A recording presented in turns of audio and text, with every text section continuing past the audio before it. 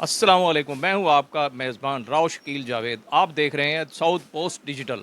ہمارے ساتھ موجود ہیں مرکزی تنظیم تاجران کے چیئرمین خواجہ سلیمان صدیقی۔ ان سے جانیں گے 28 اگست کو جو ہڑتال کا شیڈول دیا ہے انہوں نے، اور سب سے بڑی بات یہ ہے کہ اس وقت تاجر تنظیمیں ایک ہوئی ہیں۔ مہنگائی نے، بجلی کے بلوں نے، ٹیکسز نے لوگوں کا جینا محال کیا ہوا ہے۔ اس حوالے سے تاجرانوں نے قسم کھائی ہے کہ اس وقت حکومت کے اپوزٹ چلیں گے، اور جب تک ہمارے مطالبات نہ مانیں گے انشاءاللہ ہڑتال پہ رہیں گے۔ جی خواجہ صاحب، آپ کیا کہیں گے؟ بسم اللہ الرحمن الرحیم۔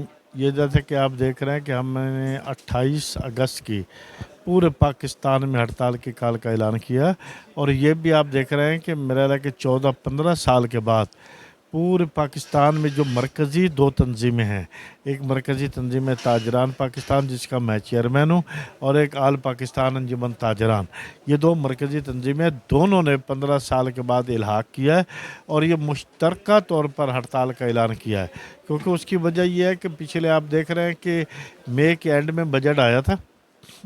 اس کے بجٹ آنے کے بعد وہ جو اتنا ظالمانہ بجٹ تھا کہ جو پاکستان کی تاریخ میں نہیں آیا، تو اس میں ایک انہوں نے اسکیم متعارف کرائی کہ جی یہ تاجر دوست سکیم ہے، یہ تاجر دوست سکیم ہے۔ اصل میں وہ تاجر دوست سکیم تو نہیں تھی، وہ تھی تاجر کش سکیم۔ تاجر کش سکیم کی وجہ سے اس کے بعد ہم نے احتجاج کیا۔ آپ نے دیکھا ہوگا شہر شہر ہم نے احتجاج بھی کیے، ریلیاں بھی نکالی، مگر یہ کوئی نہ سنی گئی۔ آخر کار گورنمنٹ نے کہا کہ جی ہمارے ساتھ بیٹھ کر مذاکرات کریں۔ وہ 2 ماہ مذاکرات میں بیت گئے، کوئی حل نہ نکلا۔ اینڈ پہ انہوں نے کیا کہا کہ جی IMF نہیں مانتا، جبکہ آپ کے ہاتھ میں ہے ہی کچھ نہیں۔ آپ ملک کا بجٹ نہیں بنا سکتے، چاہے وہ وزیر خزانہ ہو، چاہے وہ وزیر تجارت ہو، سب IMF کے ہاتھوں میں بکے ہوئے سمجھیں، ان کے خریدے ہوئے سمجھیں۔ وہ بیٹھے ہوئے وہاں جو IMF لکھ کر دے دیتا ہے، ان کے ہاتھ میں کچھ نہیں، آ کر اسمبلی میں پڑھ دیتے ہیں۔ تو ہم نے انہیں یہ کہا کہ جی آپ نے ہمارے 2 ماہ ضائع کر دیے ہیں، یہی بات تھی تو ہمارے مذاکرات IMF سے کرا دیتے یا ورلڈ بینک سے کرا دیتے، جبکہ آپ کے ہاتھ میں کچھ نہیں ہے۔ تو اس کی وجہ سے ان کے پاس کوئی حل تو ہے نہیں۔ پھر ہم نے مشترکہ طور پر دونوں تنظیموں نے یہ فیصلہ کیا کہ جی ہم اس ٹائم چونکہ پانی جو ہے وہ سر سے نکل چکا ہے، ہم نے دونوں تنظیموں نے متحد ہو کر یہ ہڑتال کی کال دی، اور انشاءاللہ یہ آپ دیکھیں گے کہ یہ بھرپور ہڑتال ہوگی۔ پورا ملک جو ہے وہ 28 اگست کو بند ہوگا۔ اس کے باوجود بھی اگر حکومت نے عقل کے ناخن نہ لیے، ان کی سمجھ میں کوئی بات نہ آئی، تو ہم یہ فیصلہ متفقہ طور پر اور کریں گے آگے کہ جی ہم 2 دن کی ہڑتال کریں، ہم 3 دن کی ہڑتال کریں، ہم پہیہ جام کریں، یا ہم اسے مکمل طور پر بند کریں۔ تو وہ ہمارا اگلا فیصلہ ہوگا، اس میں بھی ہم آپ کو آگاہ کر دیں گے۔ مگر یہ بات میں آپ کو بتاتا چلوں کہ دیکھیں نا، آج 14 روپے یونٹ وہ 2 ماہ کے ریلیف دے دیا۔ وہ کون سا ریلیف دے دیا؟ آج مجھے ایک دوست نے ایک بل دکھایا ہے، میرا خیال ہے کہ 10 کے 15 یونٹ کا بل ہے، 1000 روپیہ اس پہ ٹیکس لگا ہوا۔ کس چیز کا ٹیکس ہے کوئی پتہ نہیں ہے۔ تو وہ بیچارہ غریب کہاں تک جائے؟ 90 روپے 100 روپے یونٹ بجلی کے ریٹ آ رہے ہیں۔ پورا ملک جو ہے وہ غریب ہو یا متوسط ہو یا چھوٹا تاجر ہو، ان کی تو کمر ٹوٹ کر رہ گئی ہے۔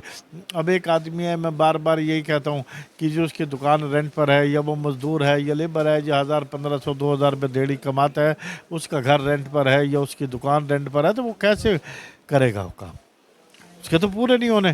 پھر اس کا رزلٹ یہی آئے گا کہ یا وہ خودکشی کرے گا یا چوری ڈکیتی وارداتیں کرے گا۔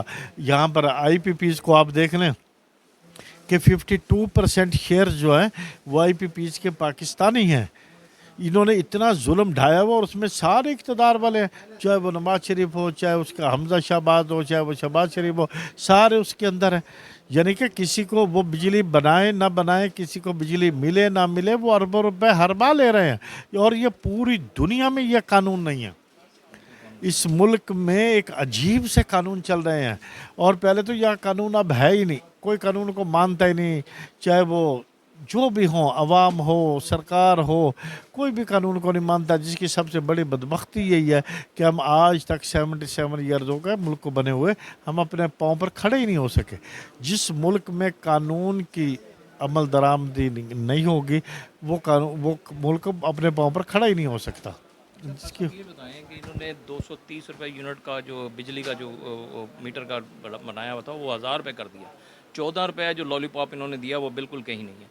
अगर ये टैक्सेस और बिजली के बिल कम नहीं करते तो अगला लाएअमल आपका क्या होगा? मैंने आपको कहा ना कि जी अगला लाएअमल हम इंशाल्लाह मुश्तरका तौर पर करेंगे, और मैं ये कहता हूँ कि अगर गवर्नमेंट ने इसे वापस न लिया, और ख़ास करके ये जो इन्होंने IPPs वालों के साथ इनके मुआहदों को ख़त्म न किया, बिजली के रेट्स कम न किया, आज आप देख रहे हैं कि इन्होंने रिटेल स्टोर्स भी बंद कर दिए। यानी कि ये चाहते हैं कि जो गरीब लोग हैं वो बेचारे जिए ही ना, वो वैसे ही मर जाए। यानी कि ये तो खान साहब ये कह रहे हैं कि 11,000 मुलाजमीन हैं जो यहाँ सिर्फ ये मुल्तान के हैं, हाँ 11,000 जी, मुलाजमीन। और जिसे हम कह रहे हैं कि आप ख़त्म करें, हम कह रहे हैं कि जी FBR में जितने मुलाजिम हैं वो 22,000 मुलाजिमीन हैं, उनको ख़त्म करें, उनसे 2 अरब रुपए की बचत भी होगी और आपको टैक्सेस भी डबल मिलेंगे। उधर ये नहीं आते, जो बेचारे गरीब मुलाजमीन हैं ये उनको ख़त्म करने पर तुले हुए हैं। अच्छा, जिनको इन्होंने अरबों रुपए दिए हुए हैं उनसे ये वापस नहीं लेते, चाहे वो मिनिस्टर हों चाहे वो हों, उनको और दिए जा रहे हैं। जिस मुल्क में 19% इंटरेस्ट पे बिजनेस चलेगा तो वो मुल्क क्या चलना है? दुनिया में आप जाएं 2% 3% पे कारोबार हो रहा है, या 19% भी अब हुआ है। इससे पहले 22% था, फिर 21 किया, फिर अब 19% है। तो आप देख लें कि पिछले 1 साल में 30,000 फैक्ट्रीज बंद हुई हैं। लोग मुल्क छोड़कर चले गए यहाँ से। लाखों की तादाद में यहाँ का तालिब इल्म, यहाँ का हुनरमंद, यहाँ का डॉक्टर, यहाँ के इंजीनियर्स सब मुल्क छोड़कर चले गए, लाखों की तादाद में 1 साल में। तो अगर हमारा यही हाल रहा तो फिर हम क्या करेंगे? दुआई कर सकते हैं कि पाकिस्तान के लिए कि अल्लाह ताला को ऐसा हुक्मरान दे जो आकर इसको अपने पाँव पर खड़ा करे और इस मुल्क को चलाए। अच्छा, खान साहब को हुकूमत को पैगाम देना चाहते हैं कि हुकूमत को यही पैगाम देंगे कि भाई अकल का नाखुन ले। अगर होते ने हमारे मुतालबात ना माने, जो जायज़ मुतालबात है, टेबल पे आकर वो बात करना चाहे हम करते हैं। सिर्फ मैं कहता हूँ कि तरीक़ा कार का फ़र्क है। हम कहते हैं टैक्स देने में कोई इनकार ही नहीं है, हम कहते हैं इसे ऐसे ना ले ऐसे ले लें, ऐसे ना ले ऐसे ले लें। वो कहते हैं कि नहीं नहीं नहीं, आपने 1,200 रुपये देना है। 1,200 रुपये कहाँ देना है? 1,200 रुपये देना है, उसका 100 रुपये पर मंथ बनता है। वो भी आप आए, अपना वकील रखें, मुंशी रखें, वो उसको दे, वो जमा कराएगा हर माह। कौन कराएगा? आपको तो देना 1,200 रुपये। पहले तो वो 1,200 रुपये है नहीं, वो 1,200 रुपये से शुरुआत है, वो जा रहा है 30,000 रुपये तक है। तो और वो भी, और उसके अलावा जो इन्होंने काम किया है, बेफर्ज करें मैं इस दुकान पर बैठा हूँ, ये मुझे दुकान विरासत में मिली है, चाहे 20 साल पहले की मिली है।